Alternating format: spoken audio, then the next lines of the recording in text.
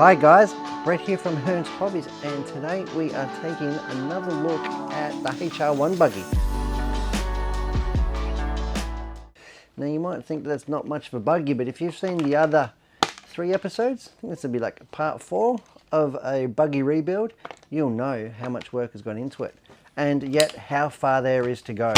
So we have, the first episode was stripping the buggy down, taking the front and rear module off, taking the center diff out, and I rebuilt the center diff for you guys. Then the next one I did the rear end, so overhauled and maintained the rear suspension unit and the rear differential, remesh the rear gearbox. It was a little bit tight once it was done, so remesh that for you. Then the third episode was in fact the front suspension unit, this one right here. Got that all done. Now I do know that I do need outer hinge pins if you were watching, and here they are here, but I'll wait till the unit's in the front of the car and I'll change them over, the outer hinge pins. And then, yeah. So episode 4, so now it's about getting the clips back in, and then I've broken the servo, so I'll change the servo on it. We'll get it back on its feet. The last episode will be doing the shocks. I'll do the shocks before they go back onto the car, but let's get the chassis back assembled and see what we can do.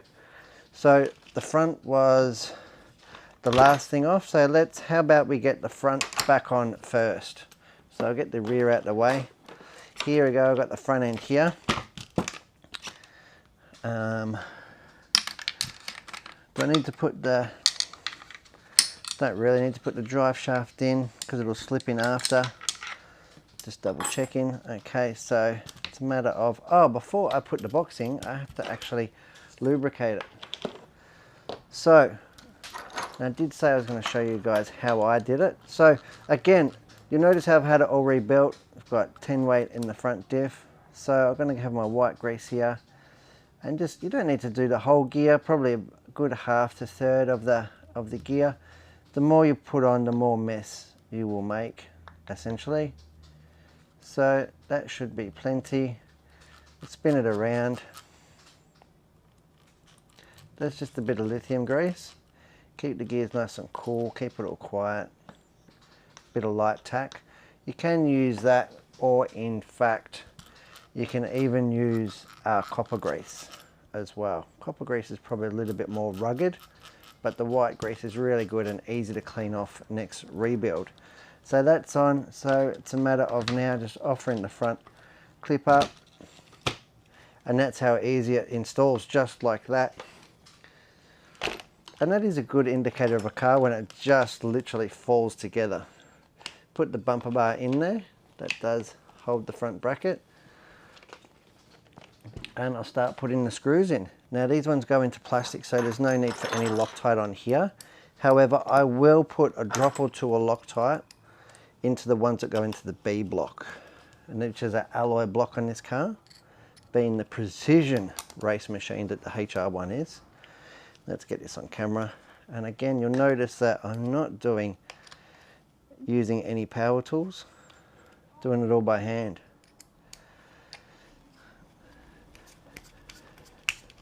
Brett does it by hand. I like that. That is a good name for a video.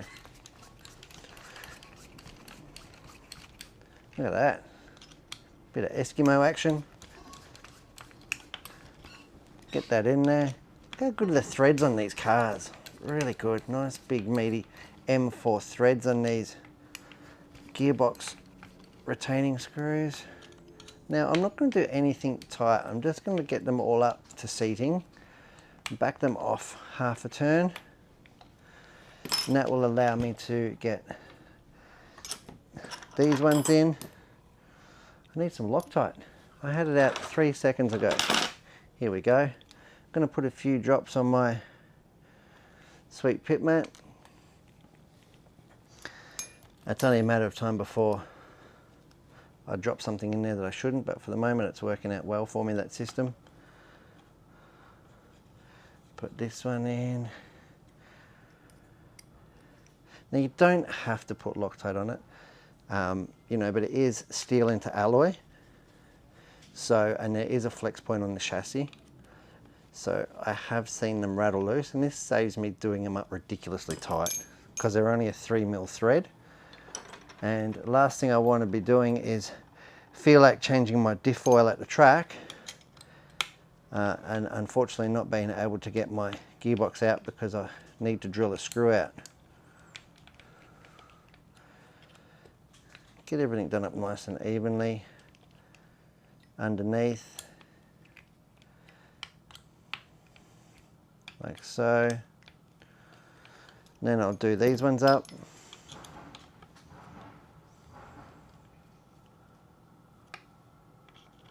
Like so. Not having to do them ridiculously tight because of the Loctite, ensuring that they will not rattle loose.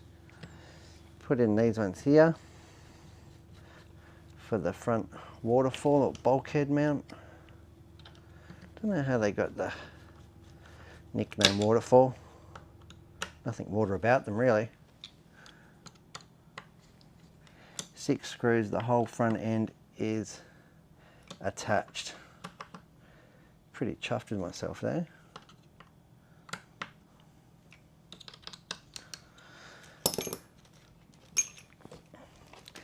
Come back onto the bottom ones, loosen, tighten, loosen, tighten. There we go. That is, I'm comfortable with that, and I'll go and torque these ones up. Like so. Beautiful. There we go. I'm really happy with that. Now it's at this point that I will leave the chassis flipped over, get out my Phillips head screw and change over these hinge pins. Big meaty units. You can bet this thing's taken a tumble. If you've ever seen me drive an 8-scale buggy, you'll know why. Look at it. Like a little banana. I can see the way that it rocks on the pit mat. The new one, wherever I've lost that, I've lost that right here. That's the great thing about these Ming-Yangs, is that they're just such a good little buggy. Here we go. Put this straight in. Look at that, slides. That's going to help the suspension endlessly. The last installment I'll do on this, I'll probably actually do it on the live show actually, in the studio. Bit of final race prep. We'll set the ride heights, check the cambers and the droops.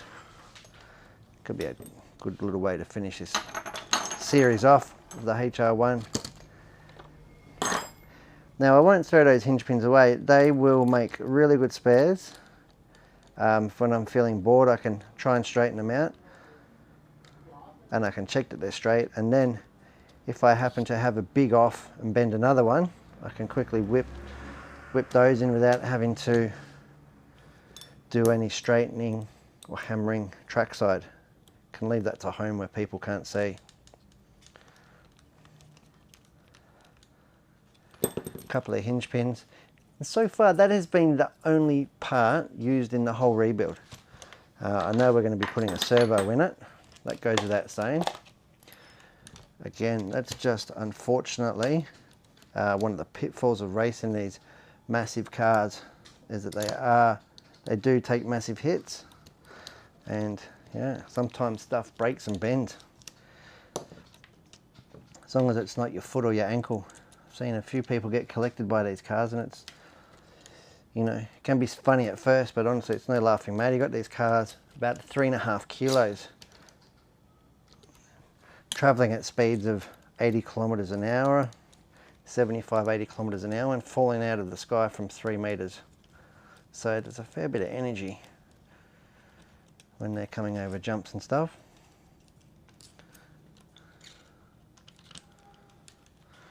Here we go.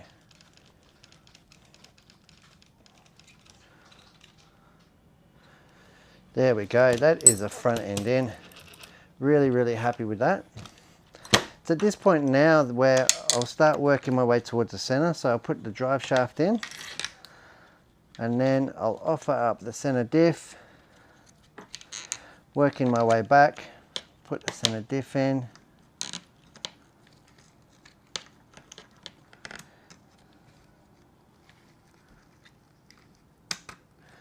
Like so. Oops.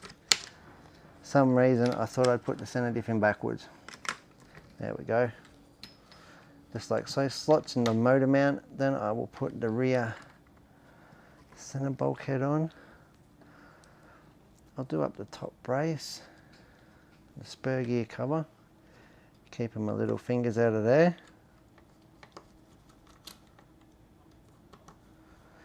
Now because I haven't adjusted the motor, there should be no need to actually even remesh it, but I will check it when I'm putting it all back together. Get that center bulkhead on. That's going to make sure that everything does up nice and flush and straight. And I will, the motor mount on this is alloy, so I am going to putting a few drops of Loctite onto the motor mount.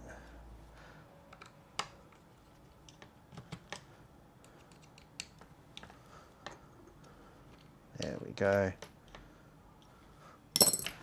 No need to torque anything down just yet. Get these screws into the bottom.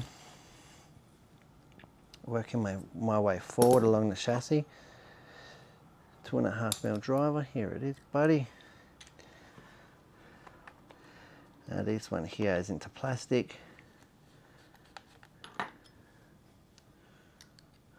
So that will be fine.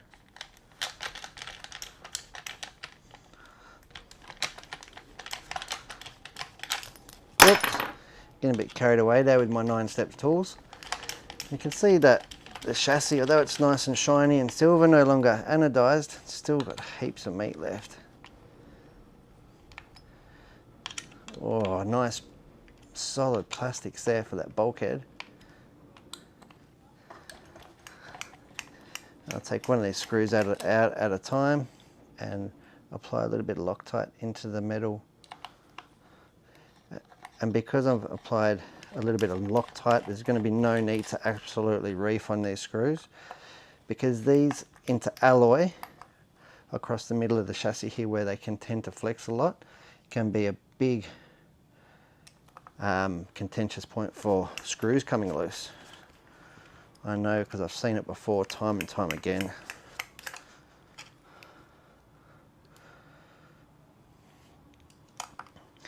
If it was a plastic bulkhead it would be fine, but because it's alloy they just tend to not have much give. There you go. That's as tight as that needs. Just checking over a few other screws while I'm in here. There we go. We've got the front box in. We've got it. And I'm just going to take this opportunity now before the rear clips in to check my mesh. And that's exactly what I want to see. I'll try and get that zoomed in for you guys. It's going to be a little bit out of focus.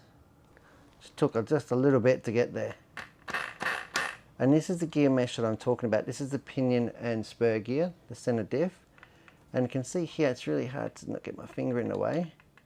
That is about all the free play that you want. I'm trying to get in there without my finger being in the way. See, that's what we call backlash. And that is, even on a big meaty gear, that is all you want. See how close those teeth are in together? And you want to get it to the tightest part of the mesh. See how close that spur gear is? You've got to allow a little bit for a bit of heat expansion. And have a look, because they might have a tight spot. This one's pretty good. But it's something that I check just about every race. Because they do wear and they do move when you have a big hit. So gear mesh. But yeah, when you're doing, this is mod 1 gearing. So that's the specification of the tooth pitch. When you're doing mod 1 gearing, that's about the backlash that you want. Okay, let's get the rear clip in. And again, got to lube up the rear box. Here we go. Again, I'm just using the XTR lithium grease here. Super smooth transmissions.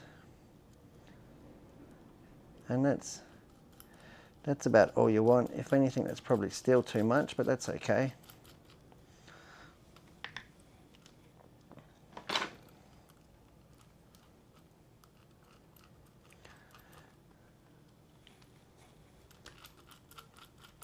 And that's going to help it last, be nice and smooth, keep it cool. Put our drive pin back in, our dog bone, and then this should just be just as simple as the front, hopefully.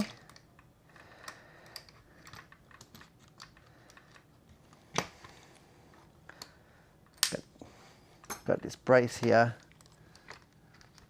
this little dog bone. Now I really like this little angular dog bone. It's been on such an acute angle, absolutely makes it work really well as far as wearing the pin and stuff. Just locate that there. We'll get these top screws in on this top bracket into the gearbox.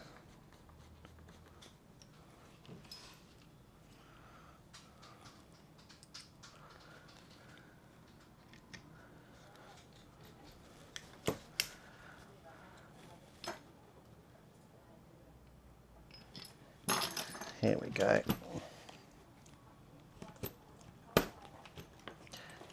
Very good. Now this is all into plastic casing, so no need for Loctite. Screws are all nice and clean. All the heads are in really good condition. If you had trouble with the screws on removal, you don't want to be putting them back in because they're going to give you a nightmare when you take them out again.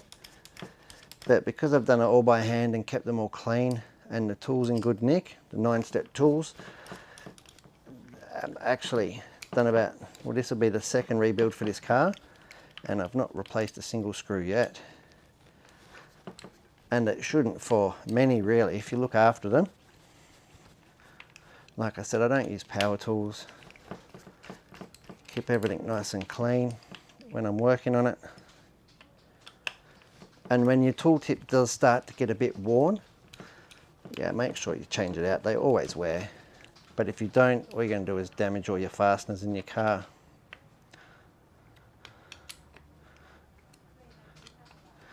There we go. Double check this brace. Perfect. That is absolutely perfect. So that is the buggy effectively assembled. Now I do have to put the shocks on, but we do need another repair.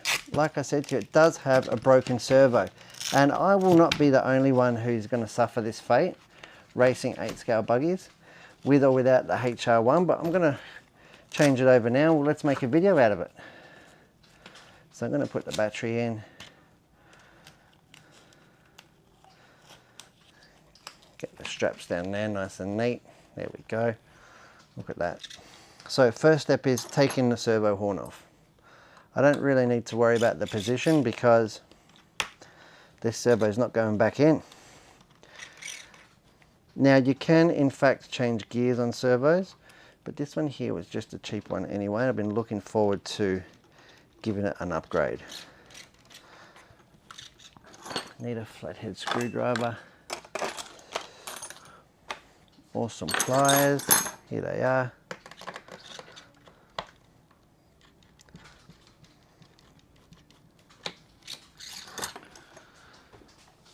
Just finding a screwdriver.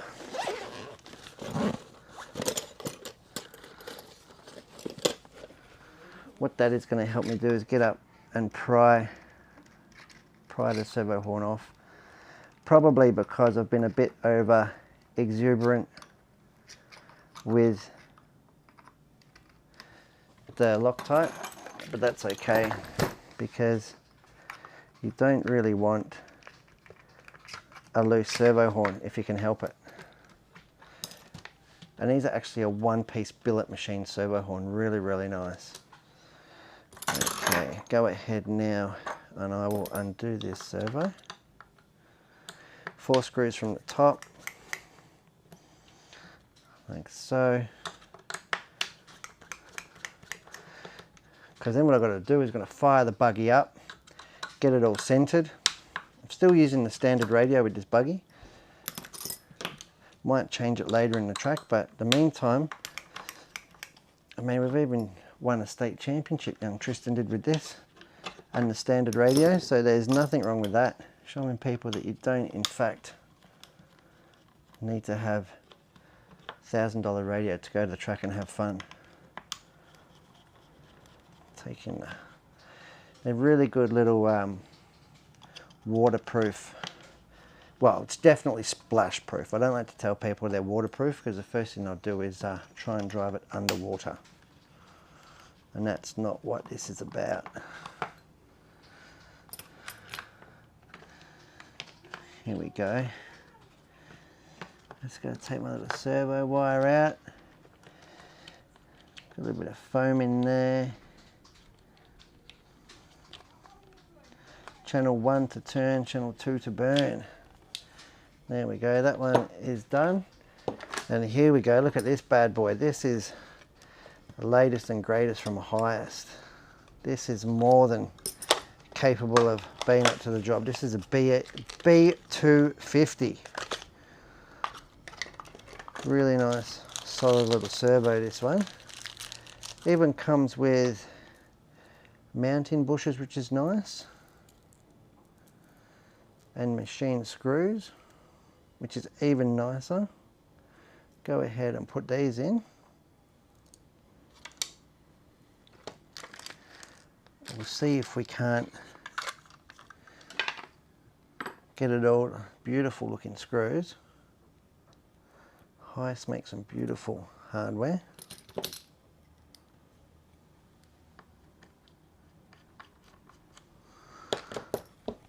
B250 full alloy case. Bit of overkill for this buggy, but this is more of a test actually. I just want to test these servos. These are a brand new product, and I'm sure they're more than up to what we're going to do with it, but I love testing stuff all the same.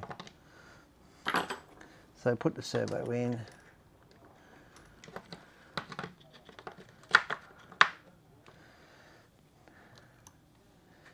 There we go. I'm going to actually use the hardware that's Hearns have supplied with this if I can. See if we can't dummy it up and make it look all super pretty. The HR1 radio tray is really nice, actually really good, solid composite plastic. Well, composite, I'm sure it's got graphite in there. This is a really stylish addition.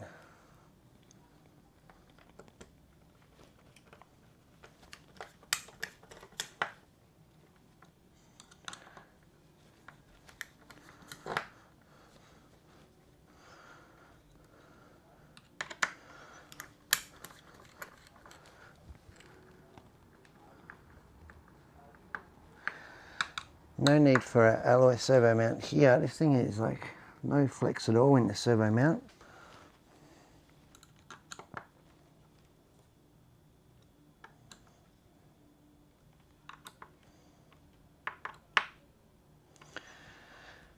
There we go. Nice competition inspired black wiring. Just have to put it in channel 1. Now, being all black wires, I'm not exactly sure the orientation, so I'm just going to fire it up.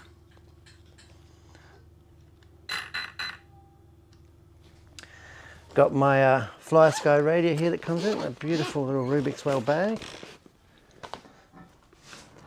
Set the radio to on. Going to put the steering trim to neutral, and we'll put the car on. Okay, so clearly I've got that plugged in the wrong way.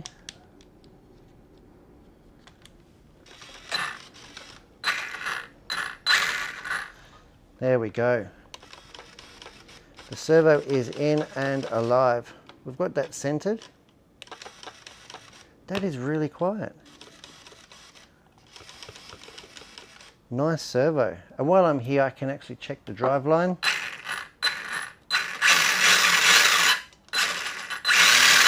Beautiful. I'll try not to make any more noise. I'm sure that was horrible for you guys at home watching that. Music to my ears. Hey, having a little HR1 up and running. Absolutely beautiful little thing. Get all the wires in there nice and neat. It's a very generous receiver box.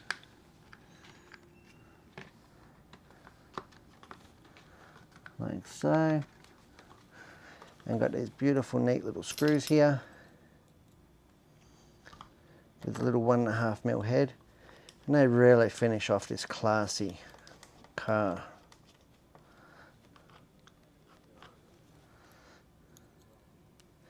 Nice little gasket on there, keeping everything all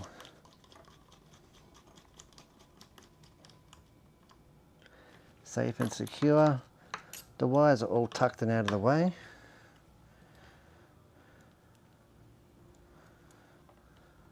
Help if I put the right screw in there, Brett. There we go. So we changed the hinge pins, we've got the front and rear end on, and I've just changed the servo. And all that's taken probably under half an hour, I would say.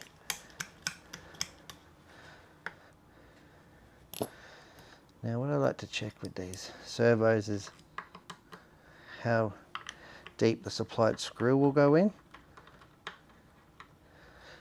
And it does just about go all the way, which is beautiful. Just making sure I'm not going to run out of depth with my servo horn. And it is a 25 tooth servo horn, so that's perfect. Gonna get that as straight as I can. Like so. I'm gonna just put a tiny drop of Loctite on the servo screw again, just because of the sheer brutality that 8 scale has on these cars. I don't want it to rattle loose, and then I don't have to do it up really tight either, so it's win-win. Check over the rest of the linkage.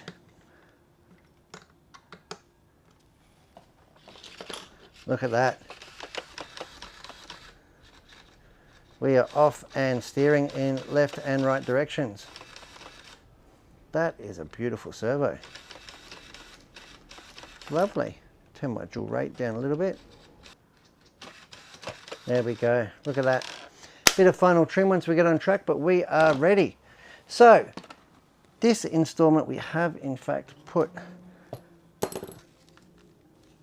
Oh, let me unplug that, make it all safe.